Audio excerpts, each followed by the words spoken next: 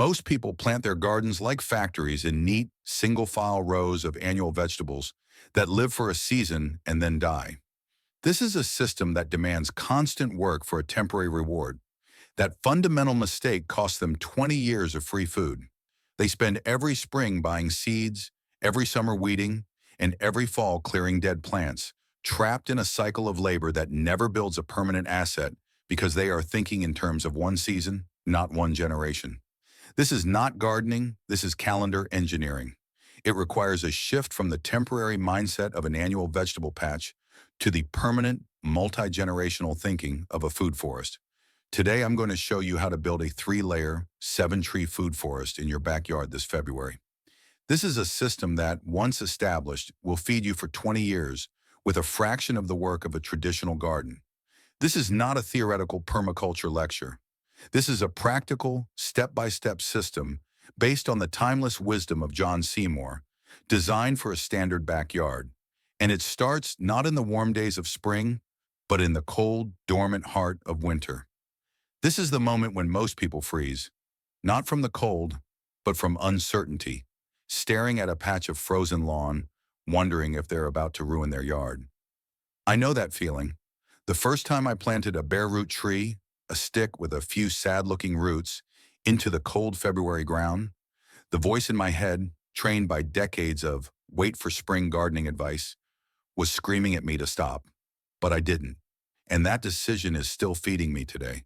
Every year you wait, every season you hesitate, is a year of production you will never get back. A tree planted this February will be bearing fruit in year 3. A tree planted next February will not.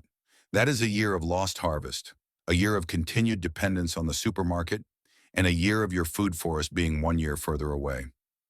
This is not a decision you can put off. It is a window of opportunity that closes with the end of winter. This system is built on a simple, powerful principle: vertical stacking. Instead of planting in 2 dimensions, we are going to plant in 3, creating layers of production that occupy the same ground space but different vertical space, just like a natural forest. It consists of 3 layers populated by 7 specific trees planted in a successional sequence. First is the canopy layer, the giants of the system, the long-term producers that will form the upper story of your forest. For this, we use 3 trees, apple, pear, and plum, all on semi-dwarf rootstock to keep them manageable. Second is the understory layer, the medium-height producers that fill the space below the canopy. Here we use 2 trees, a dwarf cherry, which stays compact, and a hazel for nuts and structural diversity. Third is the ground layer, the fast-growing early producers that occupy the lowest level. For this, we use 2 types of soft fruit, currants and gooseberries, which will give you a harvest while the upper layers are still growing. This 3-layer, 7-tree system is the core of your food forest, a living machine that turns sunlight into food for decades.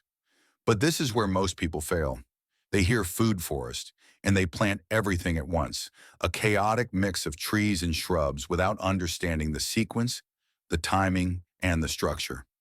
That's not a food forest. That's a jungle, and it will collapse under its own weight within 5 years. The second mistake is choosing the wrong rootstocks, planting a standard apple tree that wants to be 40 feet tall next to a plum that wants to be 20, creating a battle for light that one will inevitably lose.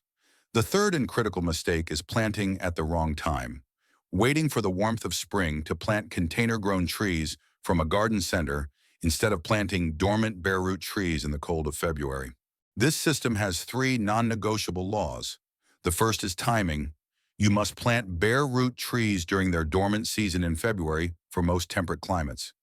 This allows the roots to establish themselves in the cold, moist soil before the tree wakes up, a head start that container-grown trees planted in May will never have. The second is spacing. You are designing for vertical layers, not horizontal competition. The canopy trees are planted 16 feet apart, creating the main frame, and the understory and ground layers are strategically placed within that frame to capture sunlight at different levels. The third is rootstock. You must use semi-dwarf rootstock for your canopy trees. This is not a suggestion, it is a law. It keeps the upper layer at a manageable 15 to 20 feet, allowing sunlight to reach the layers below. A standard rootstock will create a dense canopy that shades out everything beneath it, killing your lower layers and destroying the system. Now let's build it phase by phase, year by year. Phase 1 is the establishment of your canopy layer, the backbone of the entire system. In the first week of February, you will mark the locations for your 3 canopy trees, 1 apple, 1 pear, and 1 plum, 16 feet apart in a triangle. You will dig 3 holes, each twice as wide as you imagine the root ball to be. You will put the topsoil in one pile and the subsoil in another. In the bottom of each hole, you will add a layer of stones for drainage and a shovelful of compost, not to feed the tree now, but to feed the soil life that will feed the tree later. In the second and third weeks of February, your bare root semi-dwarf trees will arrive. They will look like dead sticks. This is the moment of doubt. This is where you trust the system. You will soak the roots in water for a few hours, then build a small mound of topsoil in the center of each hole and spread the roots over it, making sure the graft union, the knobby part at the base of the trunk, is a good 4 inches above the final soil level. You will backfill the hole, firming the soil gently and leaving a slight depression to hold water. Then you will water it deeply, not just a sprinkle, but a full 5-gallon soaking. Finally, you will mulch heavily with 8 inches of straw or wood chips, keeping the mulch from touching the trunk. For the rest of year 1, you do almost nothing. You water it once a week if it doesn't rain. You watch and you wait. You aren't growing trees, you are growing a root system.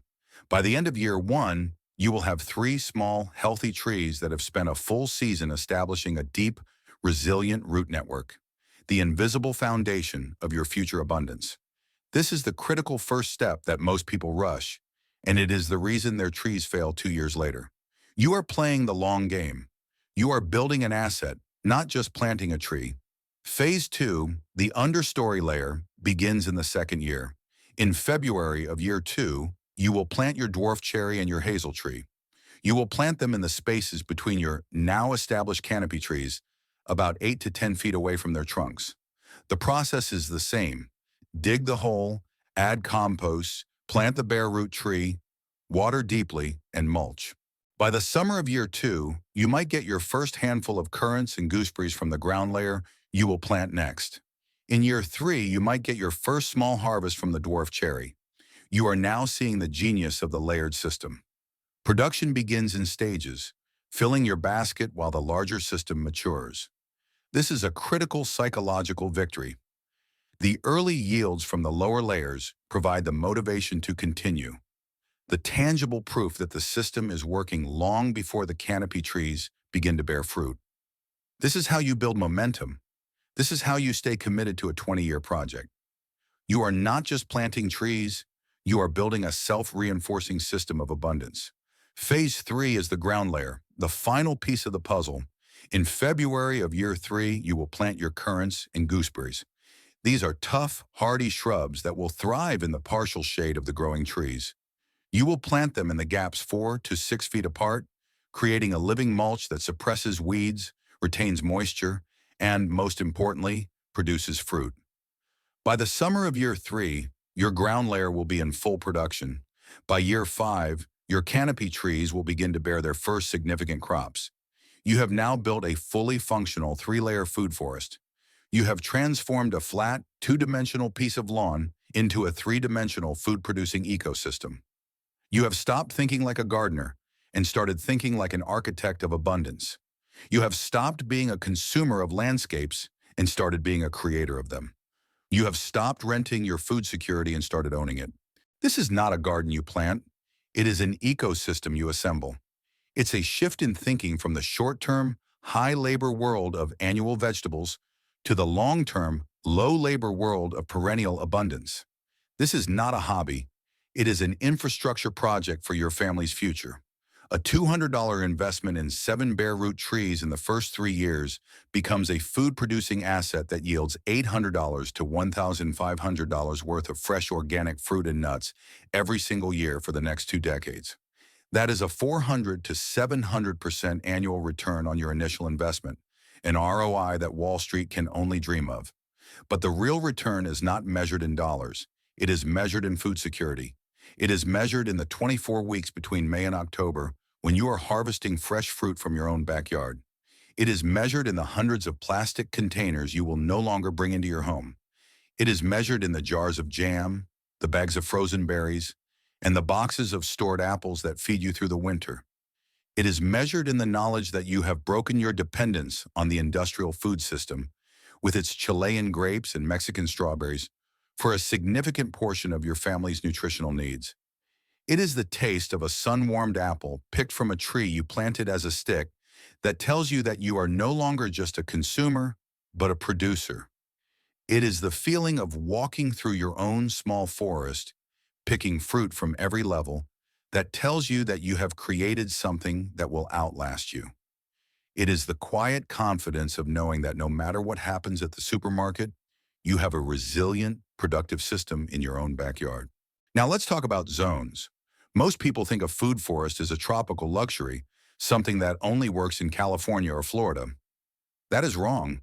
This system is designed for temperate climates, specifically USDA zones 5 through 8. The principles are universal, but the tactics change. In Zone 5, you might choose a hardier apple variety, like a Honeycrisp, and you might delay your planting until the very end of February. In Zone 8, you could add a fig tree to your understory and plant in the first week of February. The core system, the 3 layers, the 7 trees, the successional planting, is the same. Your specific zone does not determine if you can do this. It only determines how you do it. Do not let your climate be an excuse for inaction. This is not about weather, it is about design.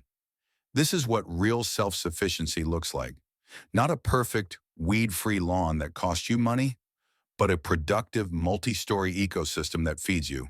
It's the difference between being a consumer of landscapes and a creator of them. It's the difference between waiting for the season and building it. The person who builds this system is not a gardener. They are a systems thinker, an architect of abundance, a long-term investor in their own survival. They are not looking for a quick fix. They are building a legacy. If you are ready to stop renting your food security from the supermarket, if you are ready to make a 20-year investment in your family's future, then plant these 7 trees this February and come back here in 3 years. Not to thank me, but to tell others what you're harvesting from your own food forest. If this guide has changed the way you look at your backyard and the potential for permanent abundance, please subscribe and like the channel. We are digging up the self-sufficiency secrets that the modern world has tried to bury. Plant your future today. The next treasure trove of wisdom will be opened soon.